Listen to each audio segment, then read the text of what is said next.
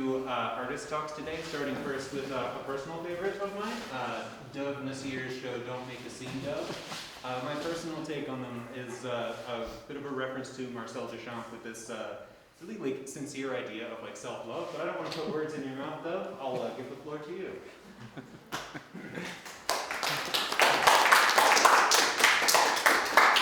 Thank you, Jeremy. You're very welcome. You know, I go through waves of nervousness and not nervousness, or unnervousness, or disnervousness. So let's see if I can move through my nervousness. And I'm feeling pretty helpless and hopeless in the world situation, and I think that's what I'm trying to do in some way, is trying to make sense of that. I desperately want to escape.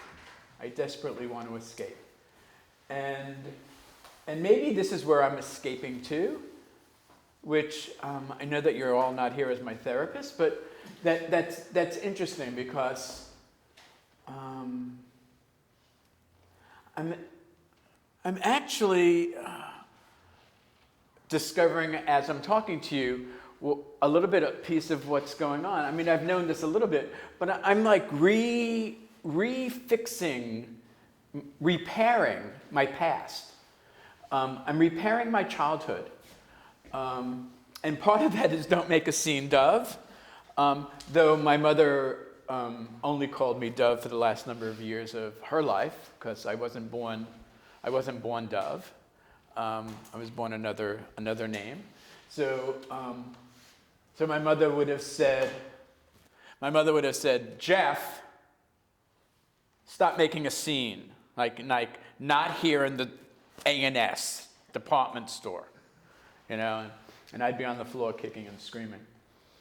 And so slowly over the course of, I think everything here is pandemic. Slowly over the course of the pandemic, I've created a space for myself, a studio. I have a designated studio that I work in, and just allowed my mind to wander and create.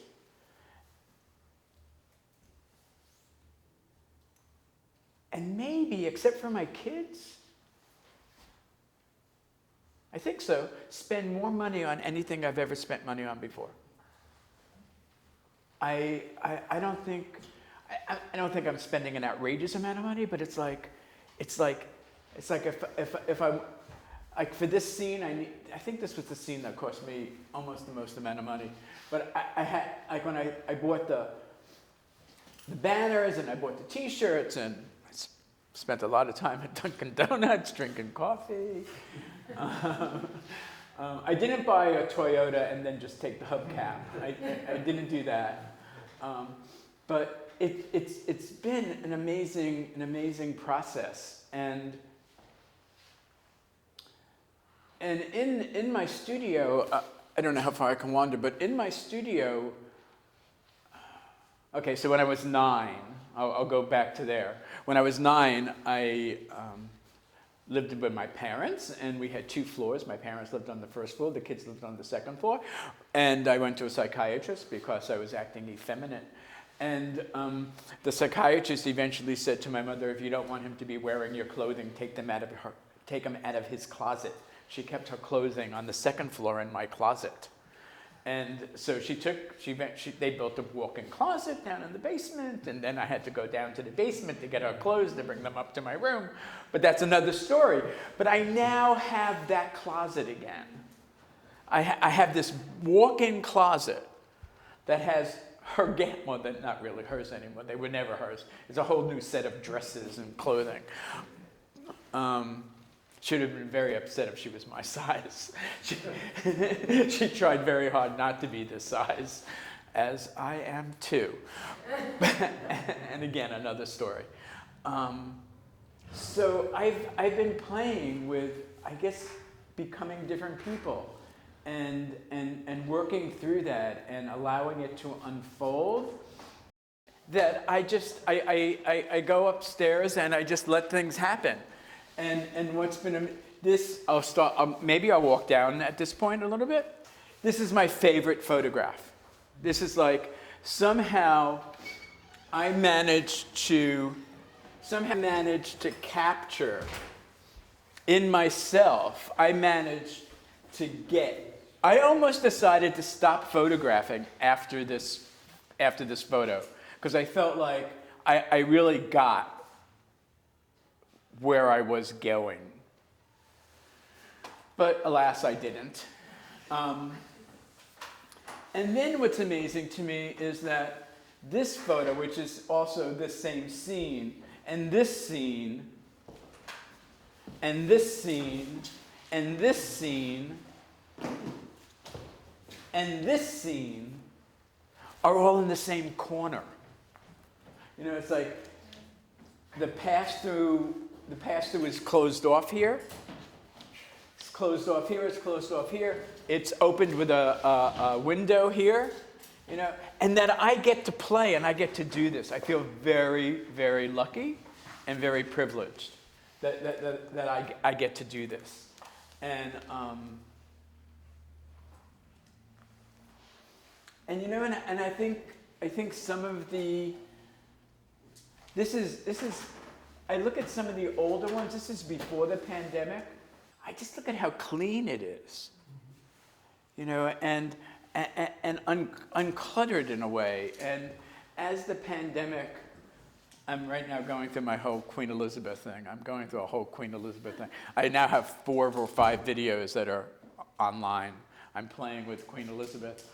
And like even like this one, same places, this one, same in the studio.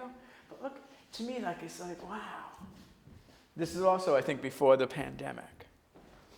And it's like, it's just so neat and so clean. And then this comes along, you know, and I play with mannequins. A lot of it's been me and the mannequins. And recently, and almost today, I tried, but I hired 2 16-year-olds who I know both these kids, and I hired them for an hour to model or to act. They're both people who have done improv. So we did some improv together and loosened up, and I was trying. I hadn't gotten my my Ukrainian flags were in the mail. They hadn't gotten to me yet. So now I have. I guess I don't know if that was in that photo. Now I have Ukrainian flags, so it's more evident of what's going on, and I have a video. I did a video of. I made up someone's name. Her name is Arena, you know, like Irene, but Arena, and she's Mr. Putin's cousin, and she's in the Ukraine, and she's like saying, we don't have to do this family feud in public. You know, we don't have to do this. And now I have a table and chairs set up with some, I don't do milk, some soda and cookies, right? And I wanted to do a scene where she's inviting him to the table for snack. You know, this is what Grandma used to serve for snack. And it's interesting because this morning, a friend of mine texted me that her daughter, who's an actress, was coming through town unexpectedly, and I tried to see if maybe she would come over this morning, and I would allow her to play a Putin family member, and I would play Putin, which would be a stretch for me. I haven't taken on a male persona, so which goes back to being 9 and seeing the psychiatrist and all of that. But yeah, so I'm still playing with this scene. I'm still playing with this scene a lot. I haven't. It keeps growing and changing. It was pretty blank for a while, and I called one of my kids, who's been in trouble in his life for graffiti, And he came and did some graffiti for me, and he said, I need to stop now. It's really stirring things up. You know, he got recharged. But it was great. That I love that. The other thing that I really like a lot is repetition. That, you know, at the mannequins come back and, you know, come in and out. There's a mannequin here, there's a mannequin up here in the corner. And in some of them, there's a sign that says art should be dangerous, and some of them there's a Dove soap bar box. There are recurring themes, and then people come along and say, "Wow, that was so clever of you to have the shoes of the witch from The Wizard of Oz," and I go, "Yeah, I know, right?" I didn't even realize that, you know. I didn't even realize that, and I have a class, a crit class that I take, and one of the people in that class takes food, like, and makes these Rembrandt photographs from this food, blue cheese and apples and all these things. And so I decided just to throw in an apple, you know, just a random apple, just because, you know, she'll look at that, or I'll say to her, that was because of you. You know, you make these apples look so beautiful, and I just threw an apple in on a hand, and yeah. RGB, I did that right after she died, like, you know, days after she died. I'm trying to keep up my Queen Elizabeth before she dies. I think she's in her probably final couple months, if not, you know, whatever. She's really frail. I kind of have a question, although it might be a deep one. I've always been particularly fond of the idea that each person contains within themselves multitudes, and I've personally always felt that, like, the way that your work is exploring identity really puts that really hits that nail on the head. So I think, like, my question is more, I'm curious what the what some of the thought processes are in, like, the making and, like, the staging of these things, like if they're more improvised versus ones that are, like, you, like, wake up in the middle of the night and you're like, oh, this idea, like, what's the what is it that guides the directions for, like, creative decisions in that way, either, like, for an impulsive decision or a very deliberate one, or, like, what's your creative process? I got it. Yeah. I'm a meditator. I'll start there. And so I like quiet. I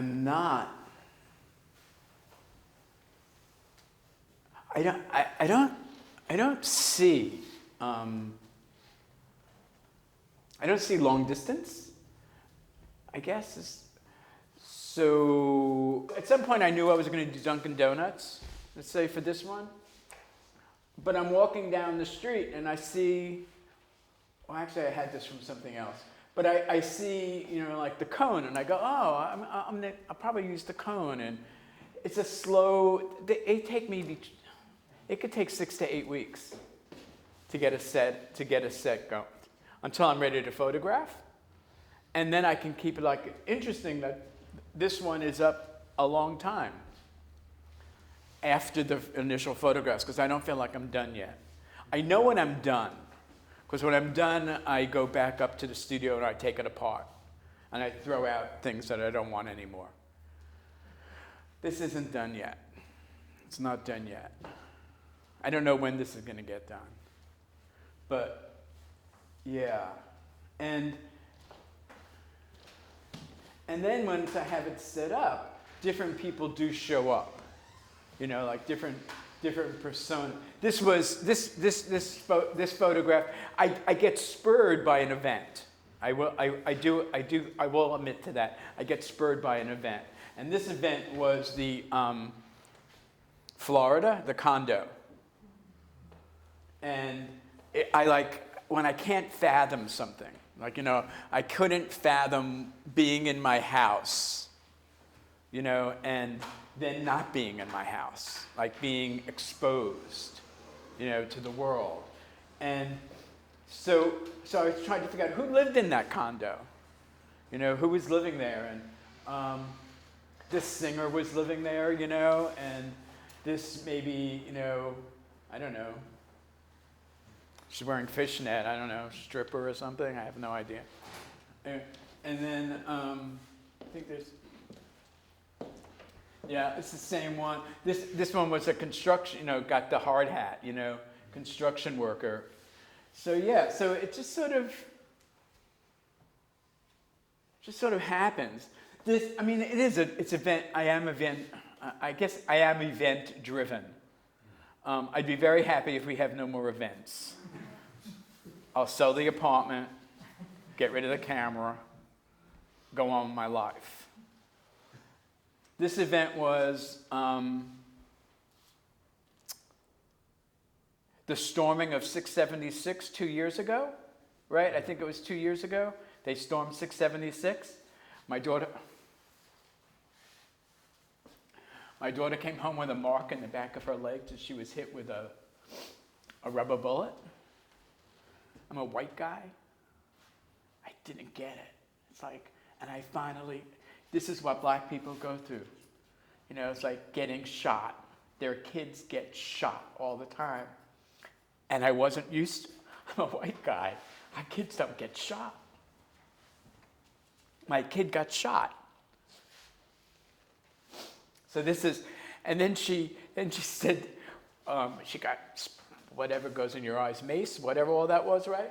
So she started bringing goggles down to the protests. You know, we bought goggles, you know. They came and Amazon brought goggles. Amazon brought us water, you know. And that's how I made sense of it. You know, I guess that was a great question, Jeremy. This is how I'm making sense of a world that makes no sense at this moment. Which comes to, you know, the shirt, you know, which my daughter, one of my kids, has created, you know, and it's like, it's just fuck. You know, it's like, I don't get it. I don't get it. And this is how I'm trying to make sense of what I'm not getting. That particular painting of the arrow and the actors, I'm just curious, how would you describe that? How would I describe it? What? No, I think that's a great question, because I do describe this as pop photography or Americana or pop art, right? I don't know. How do you, is it, well, that's so where did I come up with, not just where did I come up with this, but how did I come up with this? Well, I don't know if someone said to me in one of these that I should go look at this photographer, Jeff Wall. But I did. I went to look at this photographer, Jeff Wall. And Jeff Wall is a 74, 75, 76-year-old from above us, Canada. And he stages all his photographs. Well, he stages all his photographs. One of them was as big as this wall. I think I might have told you this, Joanne. I don't remember. But one of them was as big as this wall, and it had 12. So it's 20 feet, right? It's as big as this wall, but it encompasses 60 feet of real life, because it sort of like goes back like a picture would, right? So it's like 60 feet, and it's Russian army men, like after a battle, and I just like kept looking at it, and I was like mesmerized. And the docent kept coming over to me and going, "Remember, they're staged." And then I'd go back and look, and I get like all enthralled again and like, you know, weepy, and she'd go, "It's staged." and I said, "Oh, I want to do that. I want to do that. I want to stage. I'm doing that with me, but I want to do that with more people. I want more people." Did you ask them to do something, or did they just? We did some improv, and maybe I would call out a word, like they were together there, and I said something like, Dossie, be sad, Yossi, look compassionately, something like that. And sometimes I didn't, And I'm back in here watching, and in the photo, and I have a clicker for the camera. I'm clicking so the camera takes a photograph. Yeah.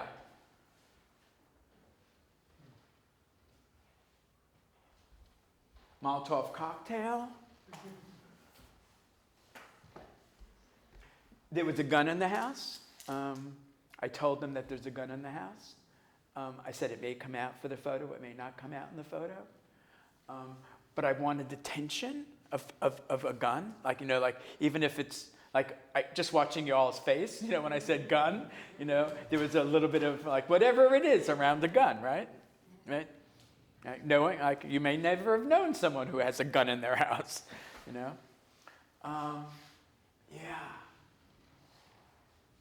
Yeah, I want to do more. I want to do more of that, which is where I was this morning, and I will, but yeah, I want to do, well, this morning was more of a video. I had a video in my head. I have a video in my head. Anything else?